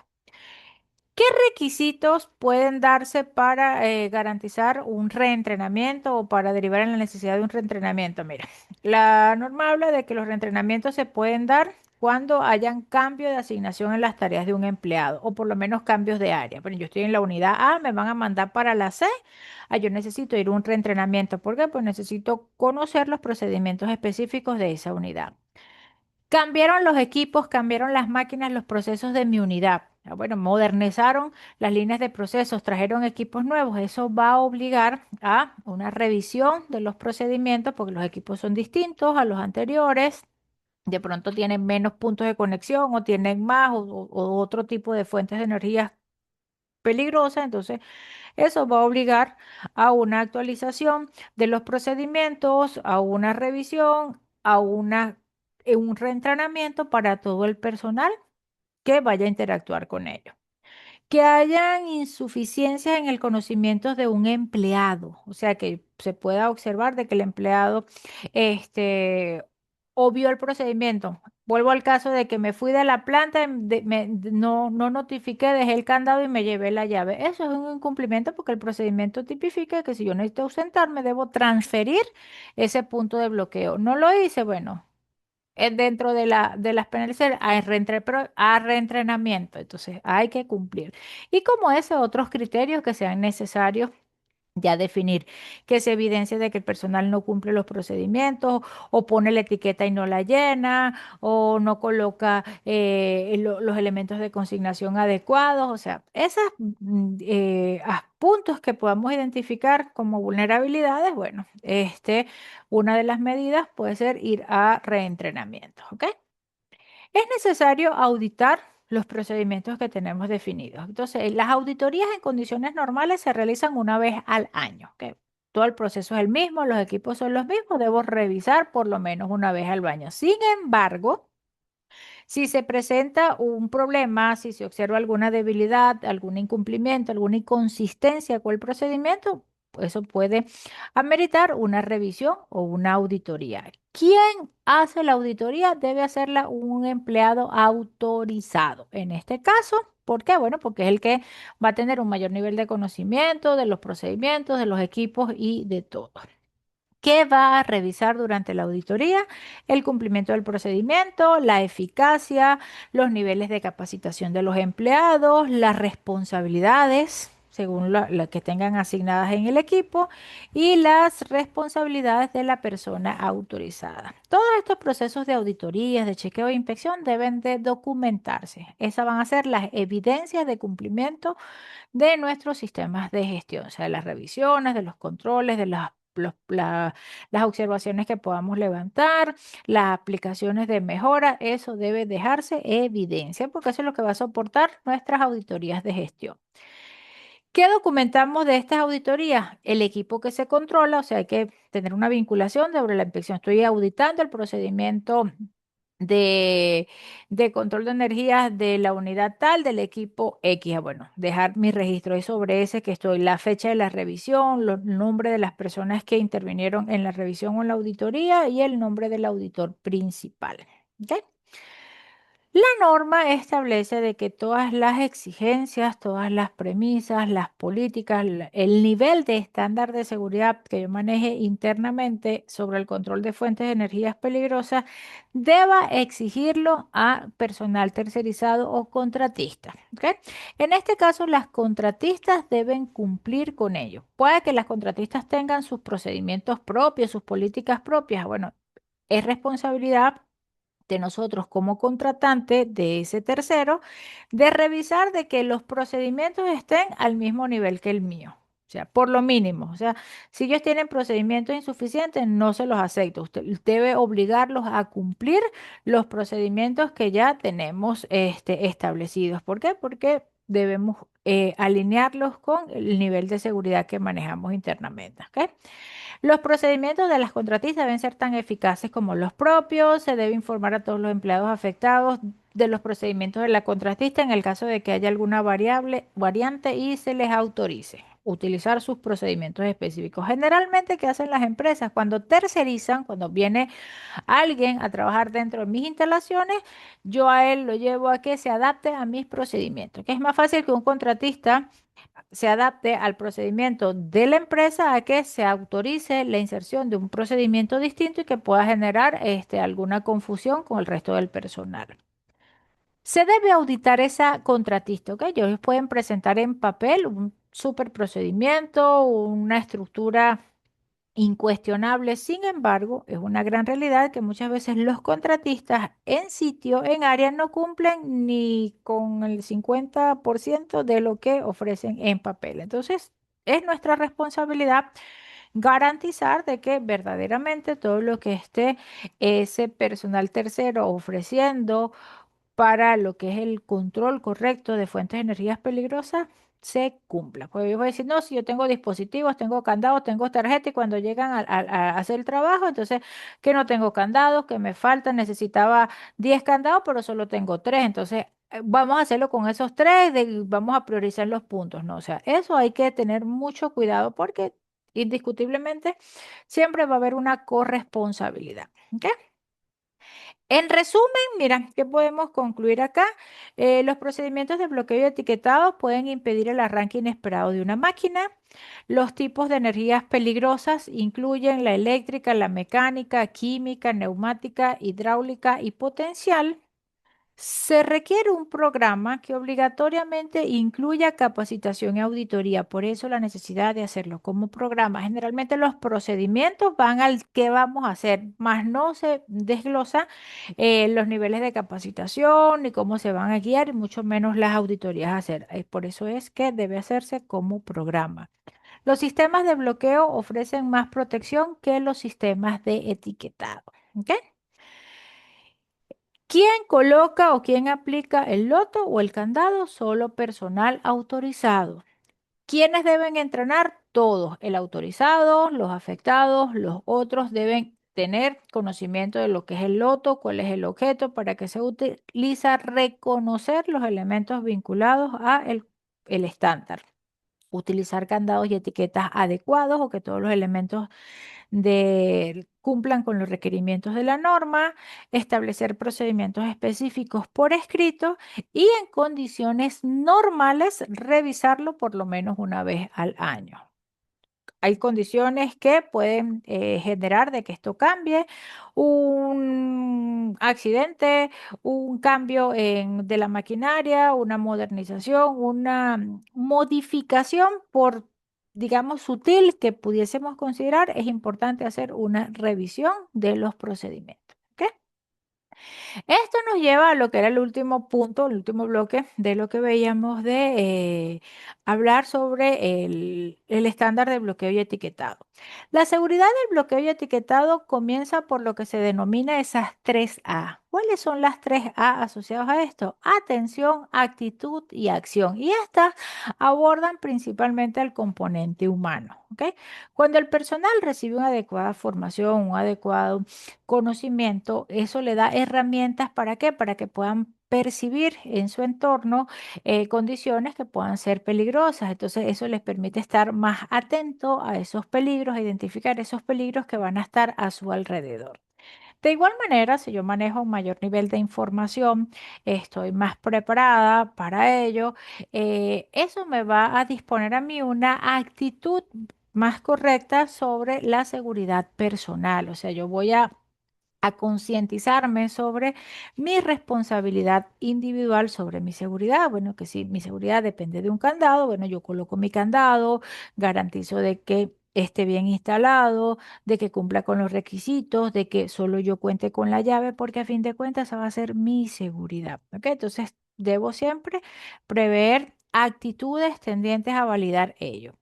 Y por último, toda esta información, todas estas herramientas que podamos dar a los trabajadores les va a permitir tomar mejores decisiones, ¿ok? Y al tomar mejores decisiones, las acciones que vayan a desarrollar, bueno, van a ser más tendientes a su preservación y a su protección individual, ¿ok?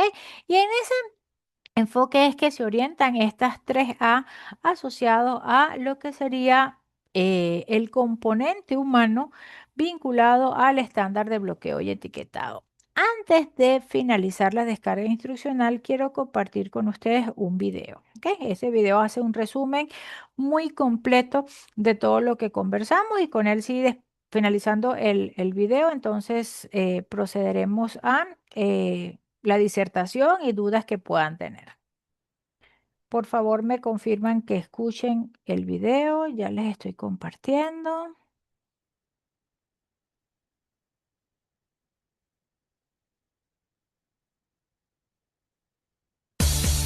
¿Se escucha? La energía es esencial en el área de trabajo. Como la Positivo, energía positivo, siempre licenciado. está con nosotros, podemos darla por sentado y subestimar el potencial de riesgo. La liberación accidental de energía acumulada puede suceder en un segundo, pero las lesiones pueden durar para siempre. La buena noticia es que cuando se siguen los procedimientos de seguridad adecuados, estos accidentes se pueden prevenir. Ese es el propósito del programa de bloqueo y etiquetado de seguridad. Echemos un vistazo más cercano al procedimiento de bloqueo y etiquetado de seguridad. ¿Por qué lo necesitamos? ¿Quién se ve afectado por él? Y los pasos para colocar y retirar los dispositivos de bloqueo de forma segura y aislar las fuentes de energía de alto riesgo antes y después del servicio y mantenimiento de maquinaria. Utilizamos una amplia variedad de máquinas y equipo en todos los entornos industriales. Pero nunca debemos olvidar el riesgo potencial. Las máquinas necesitan energía para funcionar. Energía que es potencialmente peligrosa para los trabajadores si no se controla apropiadamente durante los procesos de mantenimiento. Las consecuencias pueden durar toda la vida. La energía potencialmente peligrosa tiene diferentes formas, tales como eléctrica, mecánica, hidráulica, neumática, química, térmica, entre otros tipos de energía. Todos estos tipos de energía pueden prender inesperadamente el equipo e incluso controlarlo. Es por eso que las fuentes de energía deben ser identificadas, apagadas, bloqueadas y liberadas antes que una persona dé servicio al equipo. Cada año, alrededor del 10% de todos los accidentes serios de trabajo son el resultado de un mal control de energía peligrosa. De hecho, no llevar a cabo correctamente el proceso de bloqueo y etiquetado de emergencia se encuentra dentro de las 10 primeras razones de demandas cada año.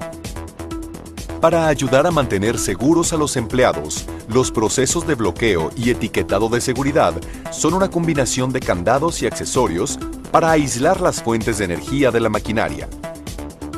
Los procedimientos de bloqueo y etiquetado de seguridad evitan que las fuentes de energía se activen cuando no se desea, durante el mantenimiento, cuando los empleados están en riesgo de lesiones o muerte. Además, los procedimientos efectivos de paro y etiquetado de seguridad reducen los tiempos muertos y protegen equipo muy costoso. Los procedimientos aseguran que las máquinas son apagadas y reiniciadas de forma correcta, evitando que el equipo se dañe por un paro inadecuado o un inicio inesperado. La ley federal que rige el bloqueo y etiquetado de seguridad es el estándar OSHA para el control de energía peligrosa. Esta ley dicta los requerimientos para deshabilitar equipo y prevenir la liberación de energía peligrosa almacenada durante el mantenimiento. OSHA pone especial atención en la industria en general, pero el estándar también aplica a otros entornos de trabajo. OSHA tiene estándares específicos para terminales marinas, manejo portuario y la industria de la construcción. Adicionalmente, existen otras organizaciones de seguridad específicas para otras industrias, tales como la MSHA, la Administración de Seguridad de Salud para Minería. El estándar OSHA aplica a negocios en cualquiera de estas situaciones. Cuando se requiere que un empleado remueva o instale alguna guarda u otro dispositivo de seguridad. Cuando se requiere que un empleado ponga cualquier parte de su cuerpo en contacto con algún punto de operación de una máquina. O cuando es necesario que un empleado ponga cualquier parte de su cuerpo en una zona de peligro asociada con el ciclo de operación de la máquina. OSHA ha establecido las siguientes guías generales para los dispositivos de bloqueo y etiquetado de seguridad. Los dispositivos para bloqueo y etiquetado de seguridad deben estar hechos de materiales duraderos para soportar el entorno industrial donde serán usados. Deben ser lo suficientemente robustos para prevenir su remoción sin el uso excesivo de la fuerza. Deben identificar claramente al empleado que instaló el dispositivo. Deben estar estandarizados dentro del complejo por color, forma y/o tamaño. Deben ser identificados individualmente. Solo los dispositivos de paro deben utilizarse para control de energía y los dispositivos de bloqueo no pueden ser utilizados para ningún otro propósito diferente de controlar fuentes de energía. Nunca los utilice para asegurar una caja de herramientas, área de almacenamiento, escalera u otros objetos.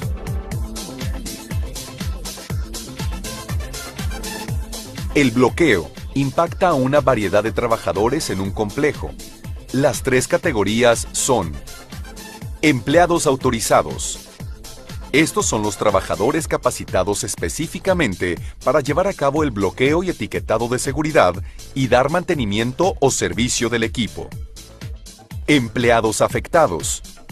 Son aquellos que trabajan con o cerca del equipo al que se dará servicio. Están entrenados para reconocer el bloqueo, pero no para realizarlo. Y otros empleados. Son aquellos que trabajan cerca del área donde se llevará a cabo el bloqueo y etiquetado de energías. Ellos también deben ser capacitados para reconocer el bloqueo, pero no para llevar a cabo el procedimiento. Existen 4 componentes clave en un programa efectivo de control de energía. Además de tener suficientes candados y dispositivos de bloqueo y etiquetado de seguridad a la mano, es necesario que existan procedimientos específicos de bloqueo, inspecciones, auditorías y capacitación a los empleados. Los procedimientos de bloqueo y etiquetado de seguridad específicos explican los pasos especiales y requerimientos que un empleado autorizado debe llevar a cabo para detener de forma segura una máquina. Esto incluye publicar y colocar los procedimientos sobre el equipo para fácil referencia. OSHA exige inspecciones y auditorías anuales. Las inspecciones garantizan que los empleados están siguiendo de forma correcta los procedimientos de control de energía. Las auditorías verifican que los procesos escritos describen correctamente los pasos para aislar las fuentes de energía del equipo. Y el cuarto elemento del programa requiere que los empleadores entrenen a sus empleados para asegurarse que entiendan y puedan seguir los procedimientos de paro de seguridad. La capacitación constante es necesaria para mantener la eficiencia. Siempre que un empleado tiene una nueva asignación de trabajo. Siempre que haya cambios en los métodos de control, como nuevos pasos por modificaciones al equipo. Cambios en los procedimientos por revisión de los pasos a seguir. Cada uno de los equipos debe tener su procedimiento particular para el bloqueo de seguridad. Puede significar el bloqueo de un circuito eléctrico, bloquear una válvula en la posición de apagado o utilizar un interruptor de desconexión, por mencionar algunos. En general, existen 7 pasos para el paro de seguridad. Primero, prepárese para el bloqueo. Localice todas las fuentes de energía que alimentan el equipo. Cada fuente está identificada en el procedimiento de bloqueo de seguridad de la máquina. A continuación, notifique a todos los empleados afectados que está listo para iniciar el procedimiento de bloqueo y etiquetado de seguridad. Paso 3.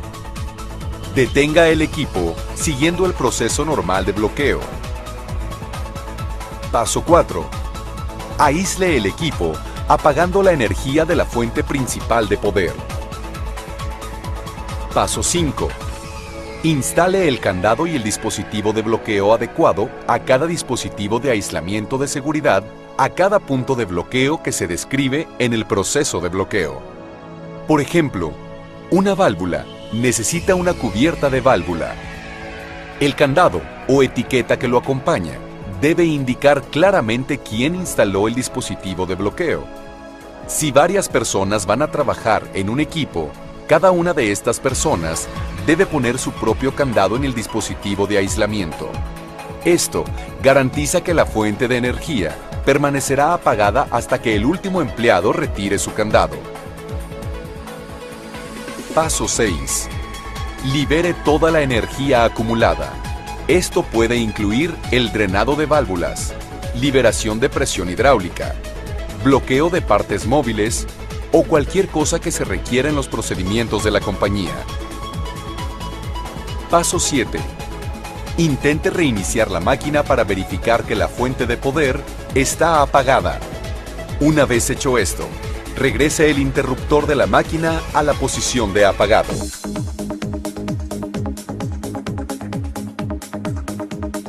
Una vez terminado el trabajo de mantenimiento, existen 5 pasos para retirar y liberar el equipo de un bloqueo y etiquetado de seguridad. Primero, asegúrese que todas las herramientas han sido retiradas y todas las guardas del equipo están en su lugar. Revise que todos los empleados estén fuera de la máquina. Si no puede revisar dentro de un equipo, haga un conteo de sus compañeros. Retire los dispositivos de bloqueo y etiquetado de seguridad. Cada persona debe retirar su candado y etiqueta. Antes de reiniciar el equipo, notifique a todos los empleados afectados que los dispositivos de bloqueo y etiquetado de seguridad han sido retirados. Y finalmente, reconecte la energía al equipo en el orden que indica el procedimiento de bloqueo y etiquetado de seguridad. Un alto porcentaje de accidentes suceden justo después del cambio de turno. Por lo general, se debe a una falta de comunicación. Es por eso que debe reunirse en el sitio de bloqueo de seguridad con la persona que está relevando. Y antes de retirarse, reunirse con la persona que lo relevará. En general, si un equipo está bloqueado de seguridad durante un cambio de turno, la persona del siguiente turno debe poner su propio candado antes de retirar el suyo. Si por alguna razón la persona que instaló el candado no está disponible, el supervisor puede retirar el candado y etiqueta siguiendo el procedimiento escrito preestablecido de la compañía. El supervisor debe verificar que el empleado que instaló el candado no se encuentra en el lugar de trabajo y hacer esfuerzos razonables por contactar al empleado. Antes de que el empleado regrese al trabajo, el empleador debe informarle que el candado o etiqueta han sido retirados y que el equipo ya no está apagado. Trabajar con energía peligrosa puede ser seguro, pero solo cuando todos son responsables de su parte en el programa de bloqueo y etiquetado de seguridad. Todo comienza con el empleador, que define los procedimientos de bloqueo y etiquetado de seguridad y lleva a cabo capacitación, auditorías e inspecciones. Y la seguridad también depende de que los empleados aprendan y sigan los procedimientos para el bloqueo y etiquetado de seguridad, todas y cada una de las veces.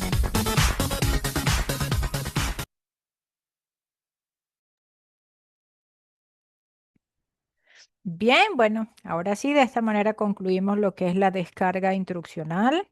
A partir de este momento vamos a proceder a dar el derecho de palabra para quien guste intervenir. Vamos a revisar el chat de la sala, a ver si hay algunas preguntas. Permítanme, voy revisando. Y quien quiere intervenir, bueno, puede levantar la manito para ir organizando el orden del derecho de palabra.